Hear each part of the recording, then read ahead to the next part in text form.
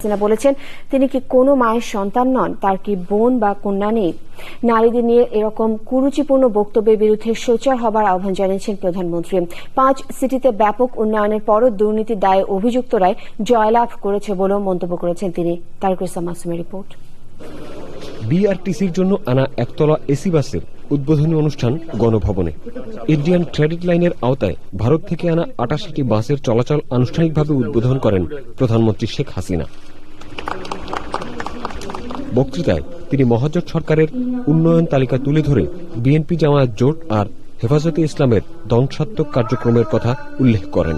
হেফাজতের আমির আল্লামা শফির বক্তৃতার একটি সিডি সামাজিক যোগাযোগ সাইট এবং গণমাধ্যমে যে ব্যাপক আলোচনার সৃষ্টি করেছে সে বিষয়েও কথা বলেন প্রধানমন্ত্রী শেখ হাসিনা।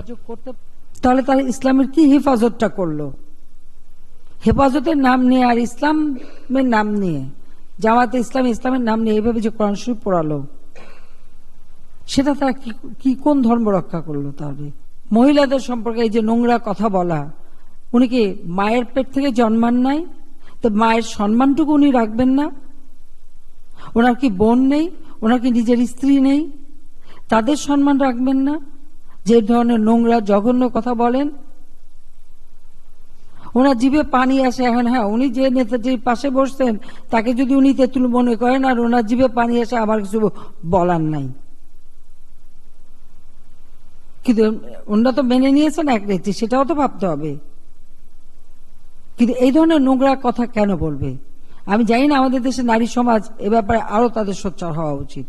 কারণ ইসলাম ধর্ম একমাত্র ধর্ম যে নারীকে অধিকার দিয়েছে।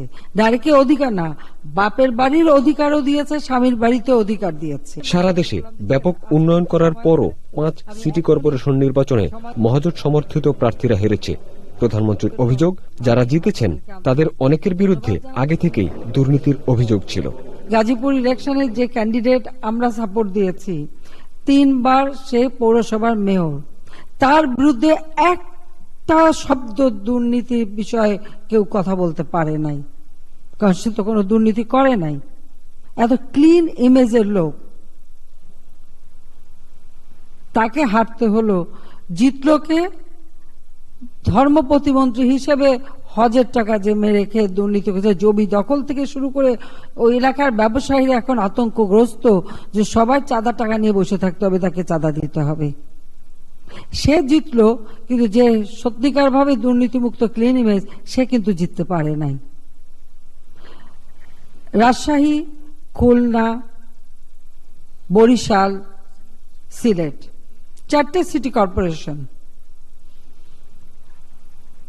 যখন আমাদের দলের মেয়র হিসেবে নির্বাচিত হয়েছে,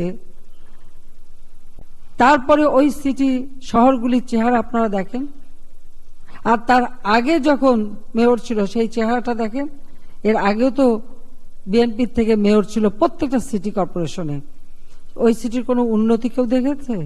ডিসেম্বর থেকে মে পর্যন্ত 142টি বিআরটিসি বাসে ভাঙচুর এবং আগুন দেওয়া হয়েছে উল্লেখ করে প্রধানমন্ত্রী সবাইকে জাতীয় সম্পদ ধ্বংস থেকে বিরত থাকার আহ্বান জানান। প্রতিটি জায়গায় ব্যাপক উন্নতি হয়েছে।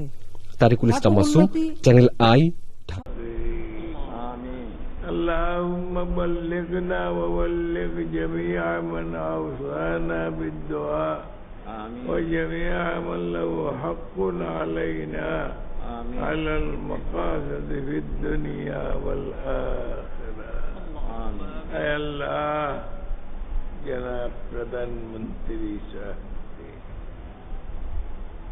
اللہ جی আমাদের স্বীকৃতি দিয়েছে, শুকরিয়া আদায় করতেছি। আরো সামনে আমাদের মাদ্রাসার দিকে লক্ষ্য রাখার জন্য আল্লাহ ওনার কাছে আমিন আমিন আমিন।